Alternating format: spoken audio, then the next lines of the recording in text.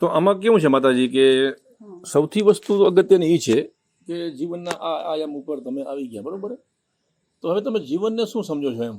આ ભૌતિક જગત, આ શરીર, આ સગાવાલા, આ દીકરા દીકરીઓ, પોતરા, મકાન, જે કાંઈ છે આપણી પાસે બધું, એ બધી ચીજોનો તમારા દિમાગમાં એનો શું અર્થ છે એમ? અને જે આપણે પોતે છીએ પોતાના અર્થમાં આ બધી વસ્તુનો કેટલો મતલબ છે, એ વાત જ્યારે સમજાય પછી ઘણું બધું ઘટિત થાય.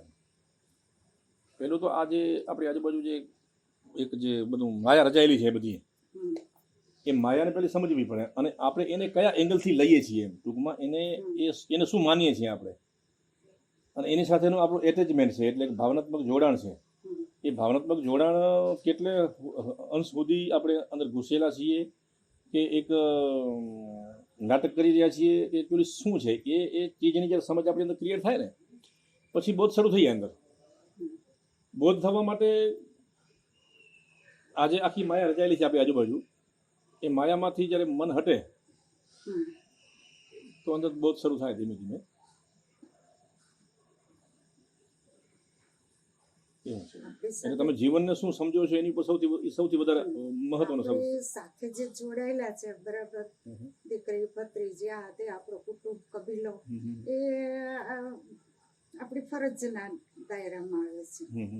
પછી જે આપણી આધ્યાત્મિક લાન કે એના પછીના સ્ટેજમાં આ બધું નથી લાગતું હોતું. મારો વિચાર કહું છું. બરોબર. નાટક છે બધું એમ. હા, અને આપણે કરી પણ રહ્યા છીએ, જરૂરી છે, કરીએ છીએ, હવે ઇન્વોલ્વ લે છીએ, પણ પછી જે આપણો મેન ક્રમ શરૂ થાય પછી ઓટોમેટિક દૂર જ થઈ જાય. એના માટે કઈ પ્રયત્નોની જરૂર નથી બહુ પડતી. પછી હું માળા લઈને અનુષ્ઠાન કરવા બેસું પછી મને મારું ધ્યાન ન હોય કે નીતા શું કરે છે રસોડામાં, કોણ આવવાનું છે, કોણ જવાનું છે, એ નહીં, એ લાળા જાળે જેમ કરીએ છીએ બધું જ, ચોટેલું નહીં, ચોટેલું નહીં.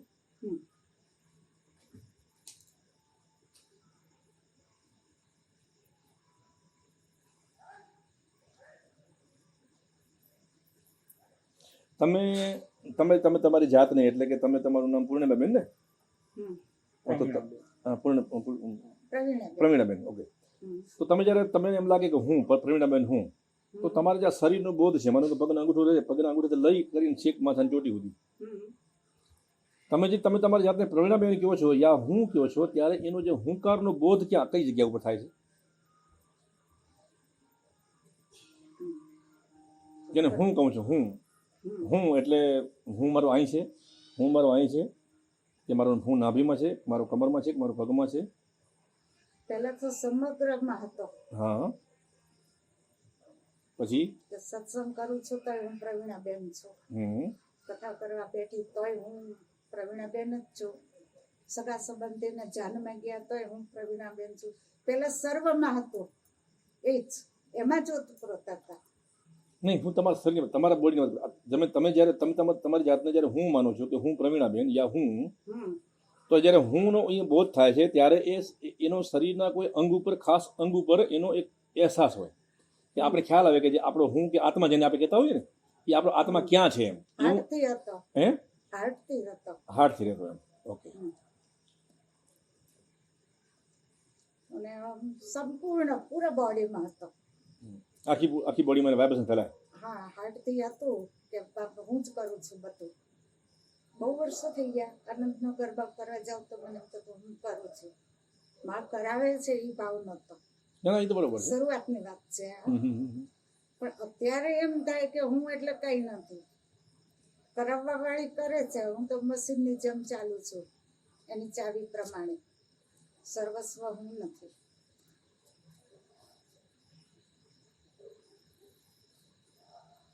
બહુ પ્રયત્ન નથી કર્યા મને છોડવાના. ના, એટલે હું પેલો અહંકારની વાત નથી કરતો એમ. હંમેશા એક વસ્તુ હોય છે કે જે આત્મા છે એ વાત આત્મા નહીં, કે આત્માનો બોધ તમને ક્યાં થાય છે? માનો કે હું તમને સામે બેઠું છું, બરોબર? હું તમને જોઈ રહ્યો છું, એટલે મતલબ હું જોઈ રહ્યો છું.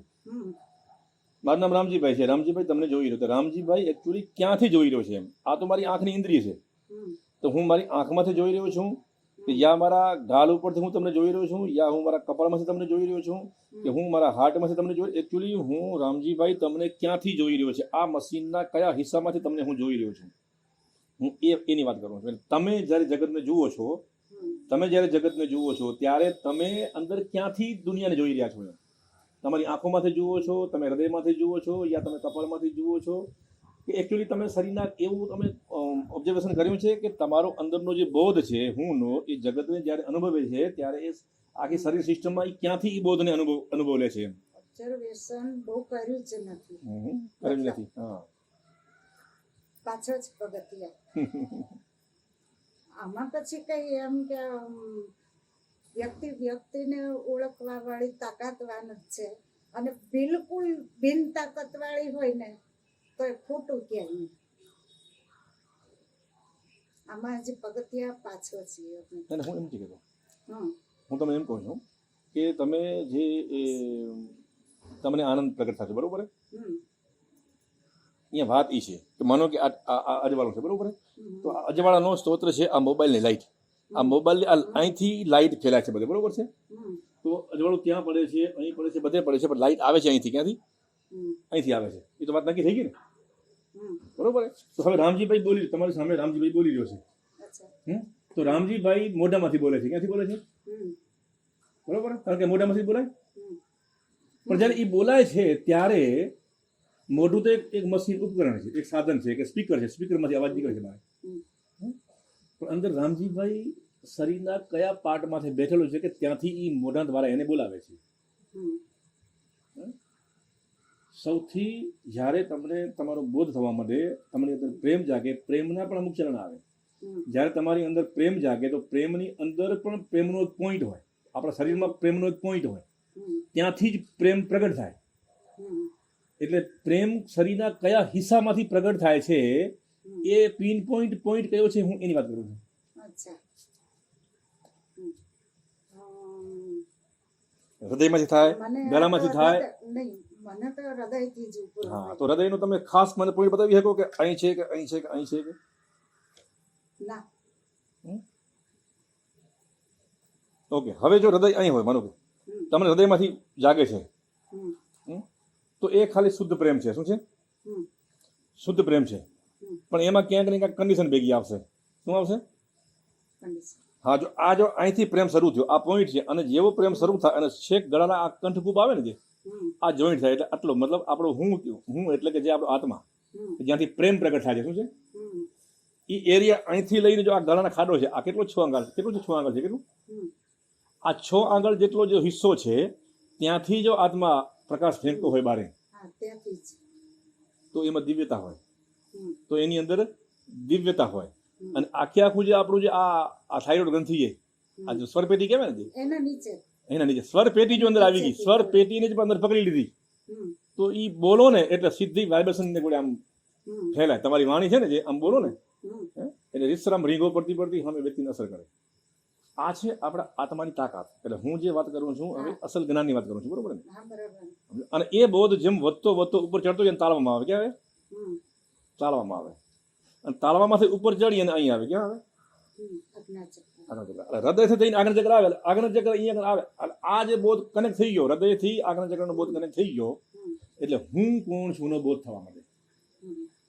હું કોણ?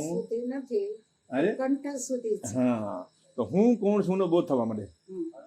ખ્યાલ આવે ને? પણ તમે જો થોડીક ધીરજ રાખશો તો તમારો કંઠનો કૂપ છે, આ કંઠકૂપ છે, એ શુદ્ધિકરણ થઈ જ રહ્યું છે. એમાં થોડીક જ અશુદ્ધિ બાકી છે. પણ હવે એમાં પ્રોબ્લેમ ક્યાં થશે? એ કંઠની જેવી શુદ્ધિ થશે એટલે એ શુદ્ધિ થઈ અને તમારી શક્તિ જરાક જો આ કંઠનું ભેદન કરશે ત્યારે તમને ગભરામણ થશે. શું થશે? ગભરામણને તમે ચૂકી નહીં જાઓ અને ગભરામણને થવા દેશો, એ હશે 2, 5, 10 સેકન્ડ, ગમે ત્યારે થાય. એ કેવી અવસ્થામાં થશે એનું કંઈ નક્કી નહીં. રાતે હુતા થાય અને બસમાં બેઠે થાય અને ગમે ત્યાં થાય. એનું કોઈ ટાઈમ ટેબલ હોતું નથી. પણ જો ઘણું કોઈક દબાવી દે અને આપણે કોઈ ગળે ટૂંપો આપી દે ને, એવું ફિલિંગ આવે. શું આવે? એવું ફિલિંગ આવે કે કોઈ આમ ગળામાં રાખ્યું હતું ને, ઝટકો માર્યો અને ગરદન કાપી નાખી, તોડી નાખી. એવું હોય 5 સેકન્ડ. કેટલું? પણ એ 5 સેકન્ડ ખતરનાક હોય અને એ 5 સેકન્ડમાં જો તમે રહી ગયા તો સીધી શક્તિ એને આગળ ચક્રમાં આવી જાય અને હું કોણ છું નો બોધ કરી નાખે કે એકચ્યુઅલી હું કોણ છું. ચક્ર સુધી નથી અનુભવ નથી થયો, મતલબ પણ કંઠ સુધી થયો છે. કંઠ સુધી શું છે? અને દરેક વ્યક્તિ મને ગમે, હા, એટલે પ્રેમ તો છે તમારી અંદર, એ તો દેખાય છે. દરેક તમને કોઈ જીવનની કોઈ દુનિયાની કોઈ વ્યક્તિ પ્રત્યે તમને કોઈ નફરત નથી? નફરત નથી, કોઈ પણ જીવ પ્રત્યે નહીં. નફરત નથી, એટલે પ્રેમ તો તમારી અંદર છે જ એમ. તો સમસ્ત જીવ સૃષ્ટિ વસ્તુ પછી આપણે નફરતનો ભાવ નીકળી જાય એટલે અનકન્ડિશન પ્રેમ આવી જાય. પણ છતાંય ક્યાંક ને ક્યાંક કન્ડિશન રહી ગયેલી હોય સગાવાલાની અંદર અને જીવનના કોઈ આયામમાં આપણી ક્યાંક કન્ડિશન રહી ગયેલી. એ કન્ડિશન સારી આપણે બાંધ્યા રાખે, શું આપણે પકડે રાખે. ના, એટલે એ એક અભ્યાસથી અને ઓબ્ઝર્વેશનથી, અભ્યાસ અને ઓબ્ઝર્વેશનથી જાણી શકાય કે આપણું હજી મન ક્યાં ક્યાં ચોટે છે. એમ આપણે વાત સામાન્ય લાગતી હોય, બહુ ક્રિટિકલ ના હોય, પણ છતાં એ અધ્યાત્મના લેવલ ઉપર એ બહુ મોટી વાત કહેવાતી હોય. ખ્યાલ આવ્યો ને? એટલે એવું તમે જો ઓબ્ઝર્વેશન કરો, ધીમે ધીમે કરો, તમને ખ્યાલ આવે કે સારી આ ચીજ ઉપરથી મારી પકડ છે, મારું મન ત્યાં હજી ખેંચાય છે, એમ ત્યાં ખેંચાય છે. બસ એ ખેંચાવાનું જો બંધ થઈ ગયું ને એટલે સીધું જ આ તમારું જે વિશુદ્ધ ચક્ર કહેવાય ને, જે ગરદનમાં એક ઝટકો આવે ખાલી તો વિસ્ફોટ થાય તો આ શ્રી વિદ્યા સિદ્ધ થઈ ગઈ, સમજી લો. અને પછી કદાચ માનો કે 2 વાર 5 વારમાં કે કદાચ ન જીવીને ખરી પડી જાય તો એ નવા ડાયમેન્શનમાં પછી અવતાર થાય. પણ સ્ટેરિંગ આ જન્મમાંથી આમ ફેરવી નાખવું પડે.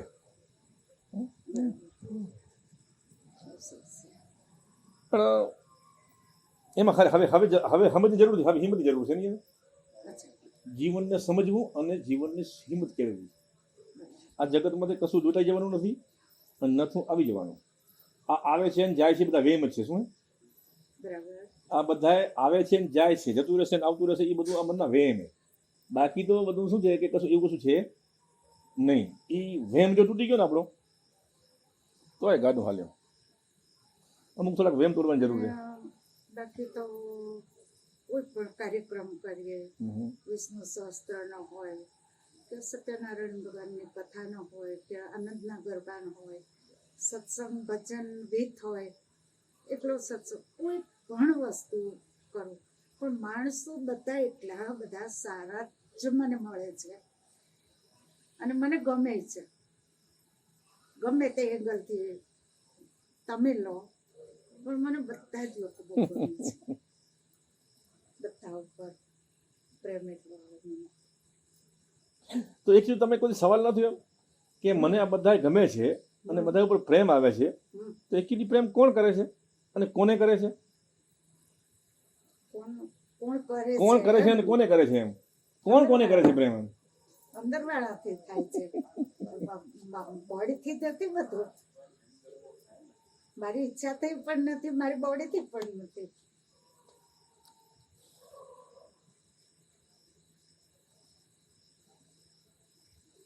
છે ખરું કોક.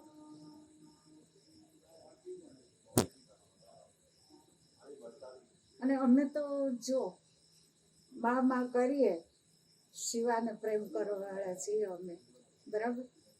તો હું તો એવું જ માનું ને, એ જ કરાવે છે. એ તો એ જ કરાવતી હોય, માધ્યમ એ જ છે, મતલબ મારી કઈ તાકાત નથી એટલી. ના, એ તાકાત એની જ છે બધી, અને શક્તિ બધી બરાબર એની જ છે. પણ આ તો જ્ઞાન છે. આ વાત હું જે વાત કરું છું એ જ્ઞાનની વાત છે. અચ્છા, આ વાત છે ને જે જ્ઞાન, એટલે જે શાસ્ત્રોનું જ્ઞાન અને કથાઓનું જ્ઞાન અલગ મેટર રહે, અને આત્માનું જ્ઞાન અલગ વસ્તુ છે. અમે છે ને અમે એવા લોકો છીએ કે આત્માના જ્ઞાન વિશેની વાતો કરીએ. આત્મા અને આત્મા સાથે જોડાયેલી ચીજો, જે શરીર સિસ્ટમ કહેવાય. જ્ઞાન માર્ગ એ ખરો, અમારે ઘણા બધા ભેગા માર્ગ હોય, બધા બહુ બધા અમે મિક્સિંગ કર્યા, ખીચડી બનાવીએ અમે. એટલે અમે તો પછી શું કહેવાય, મગ ચડવા જુએ એમ. પછી કૂવાનું પાણી હોય કે તળાવનું હોય કે ડેમનું હોય, જે હોય તે મારી મચેડીને ચડાવી નાખવાનું. મારી મચેડી કરી, મારી મચેડીને એને મગને ચડાવે છૂટકું, બીજું કાંઈ નહીં, ગમે એમ કરીને ધોકાવી નાખીને બધું આવે ને એ બધું. પણ કહેવાનો મતલબ એ કે જેને આપણે મેં તમને કીધું ને કે આ જગતની અંદર બે પ્રકારની સિસ્ટમ છે, એક ચંદ્રની અને એક સૂર્યની શરૂઆતની. તો જે શરૂઆતમાં જે કીધું ને એટલે જે ચંદ્રની જે આખી જે સિસ્ટમો છે ને એની અંદર આખી પૂજાપાઠ ક્રિયાકર્મ અને એક જે ભૌતિક જગત છે એટલે આકારવાળું જગત, એટલે જે આકારી જગત છે એટલે સગુણ જગત છે, સગુણ જગતની જ વાતો કરેલી છે એની અંદર એમાં. અને એ જ બધી એમાં કથાઓ આવે છે. હવે અહીંયા વાત તમારે તમે સગુણ અને સાકાર, સગુણ અને સાકાર સારી જ વાત છે કે ખરાબ નથી એમ, પણ એની પાછળ એક નિર્ગુણ નિરાકાર રહેલું છે, એમાં આપણું ધ્યાન જવું જોઈએ કે જે સગુણ અને સાકારને ચલાવી રહ્યું છે. શું છે? સગુણ અને સાકારને જે ગતિશીલ રાખે છે એવું કોઈ નિર્ગુણ અને નિરાકાર એવું સ્વરૂપ છે. એની અંદર આપણું બોધ ત્યાં જવું જોઈએ.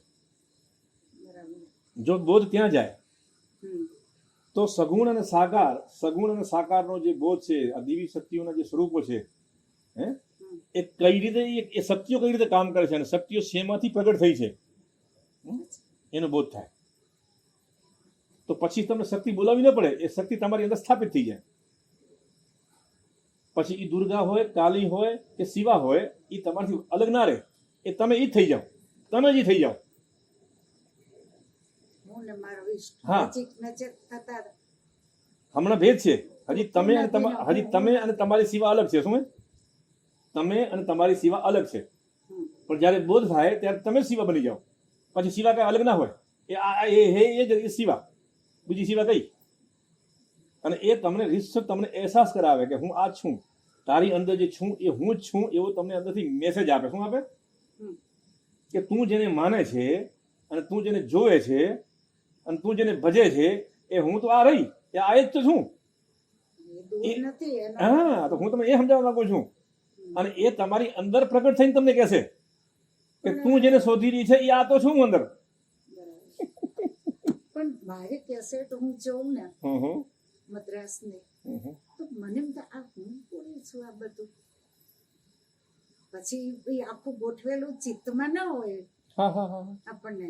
બોલાવવા વાળી. તો આપણા જે ઉચ્ચતર કેન્દ્રો કહેવાય ને, જે ઉચ્ચતર કેન્દ્રો, જે ઈશ્વરીય કેન્દ્રો છે, તમારા ક્યારેક ક્યારેક ખુલી જતા હોય, પણ એ અજાણતા ખુલતા હોય ને એટલે તમને એનો બોધ ના રહે એમ. પણ અંદરથી વાણી નીકળે એટલે એવી મસ્ત જ નીકળે એમ. એટલે એમ કે આ શું બોલીશ હું, કે આ હું બોલી હતી એના માટે મને જ ડાઉટ થાય કે આ હું બોલી હતી આ બધું. એટલે હું ગોઠવેલું એમ નહીં. હા, એ ઓટોમેટિક થઈ જાય. કથાકારો કથા કરે ને એને એટલે એ લોકો નક્કી હોય કે આ પ્રકરણમાં આ જ બોલવાનું. આપણી પાસે એ ના હોય. ઈ પછી આવ્યા રાખે, નથી હાલ્યા રાખે. એ ઓટોમેટિક થાય. ભાઈ અંદર બેઠેલી કરાવે છે ઉપરથી, બાકી મારી તાકાત નથી ગોઠવીને બોલવાની. અને હું તો મોટી ઉંમર પછી આ કથાઓને શરૂ કરી. અને આટલી વસ્તુઓ યાદ રાખવી કે મોઢે કરવી એ કઈ શક્ય છે? પૂરો શાસ્ત્રનો અભ્યાસ પણ નથી મેં કર્યો. પણ એક વાત છે કે હું એમ કહું ને કે આ બધું ઓટોમેટિક આવે છે, તો એ સીધો અહમની સાથે જોડાય છે. ના, એ તો તમારી સમજ છે ને. તો તમે એ ચીજને કઈ રીતે લ્યો છો એમ. તમને એનો પાકું બોધ હોય કે ભાઈ આ સર્વશક્તિમાન જે શિવા છે એ જ બધું કરી રહી છે. પછી અહંકારનો તો કોઈ સવાલ નથી આવતો. હવે તો મારે કેવું એ નથી પડતું કે માં અહંકાર આવવાના બહુ જ રસ્તા છે મારા બોડીમાં. ગમે તે રસ્તાથી પ્રવેશ કરી છે. મને મારા ઉપર ભરોસો નથી, આ દેહ ઉપર. તો એનું ધ્યાન તું રાખજે. પેલા એ પ્રાર્થના કરતી, હવે મને એની જરૂર નથી. એને ખબર જ છે એ મારી સાથે જ છે, મારી અંદર છે. મારે કે એને કહેવાનું છે. અલગ હોય એને કહેવાનું હોય ને. અલગ હોય એને કેવું પડે ને કે અલગ સ્વરૂપ એને કેવું પડે કે હું બહાર જાઉં છું, તમારું ઘર આ જોજો, આ કરજો, આ કરજો. એ છે જ ને, ઓટોમેટિક વસ્તુ છે. પાછું મહેનત નથી, કોઈ પ્રયત્ન નથી કર્યો મોટા. સરસ. પણ તમે ઘણી બધી યાત્રા કરેલી છે અને સરસ મેળવ્યું છે. આપણા કચ્છી સમાજોની અંદર કણબીની જાતમાં તમે ઘણું બધું સારું એવું મંથન કર્યું અને ઘણો બધો પ્રયત્ન કર્યો. બહુ સરસ. પણ યાત્રા અટકાવવાની, ચાલુ રાખવાની. આપણે એમ થાય કે આપણી ઉંમર થઈ છે, હવે આપણે કશું થતું નહીં, એવું નહીં. બસ જે થાય કરે જ રાખવાનું, જે થાય કરે. મન તો ક્યારે મારું થાકવાનું જ નથી. એન્ડ છેવટ સુધી સતત ચાલુ જ રહેશે. મને કોઈ દિવસ એમ નથી થયું કે હવે મારી આટલી ઉંમર થઈ અને મારે આ કરવું જોઈએ, આ ના કરવું જોઈએ, આ ના કરવું જોઈએ, આ કરવું જોઈએ. પણ હવે એ વિચાર હવે હવે નથી. હવે એક વસ્તુનો બોધ રાખો એમ. હવે તમારી ઉંમર પાછલી થાય છે તો તમે એક વસ્તુ કરી શકો એમ. ઠીક છે, તમે આનંદના ગરબા કરતા હો, જે તમારી એક્ટિવિટી છે તમે કરતા છો, બરોબર. એના સિવાયના સમયની અંદર ને તમે હવે એકાંત પાળો એમ.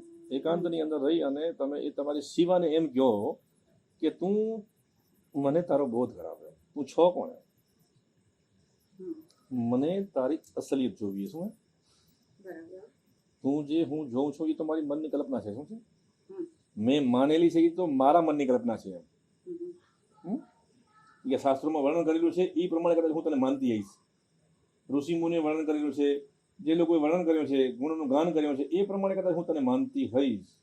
પણ એ નથી જોવું. મને તું ઓરિજિનલ છે એ જોવી છે. તું કેવી છે એ મને બતાવે.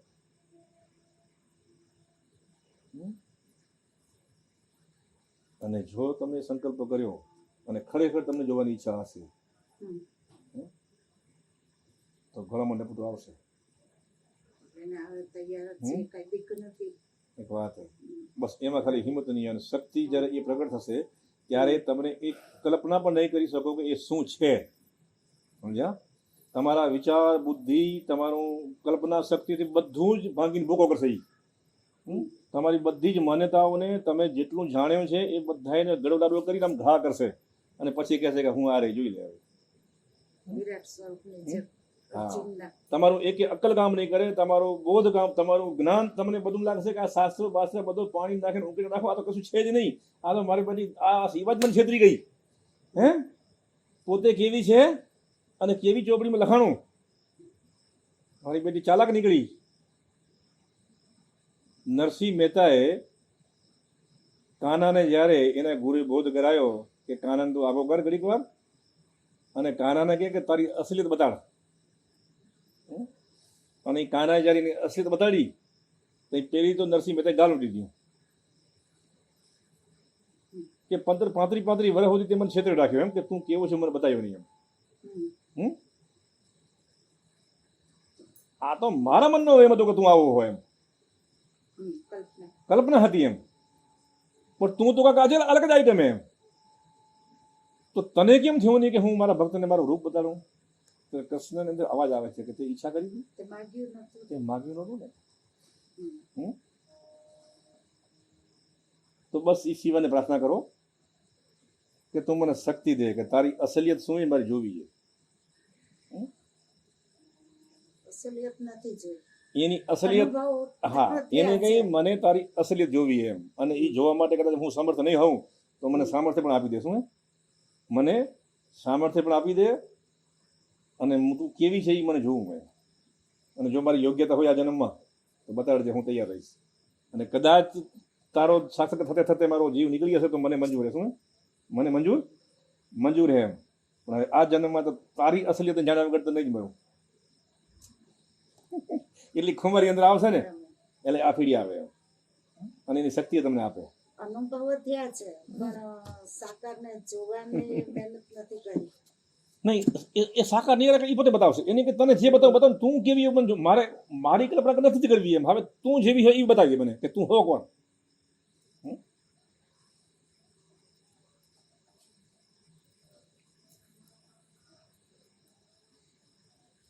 પેલા અનુભવ થતા કોક વાર મન થઈ જાય પછી એમ થાય આપણામાં વજન જ નથી, ચાલતા હોય ને તેમ કામ. હા, એટલે હા, એટલે જે એમની જે બધી જે એની જે શક્તિઓ હતી ને શક્તિનો તમને બોધ એને અનુભવ કરાયા, શક્તિઓના બોધ કરાયા, શક્તિના અનુભવ કરાયા.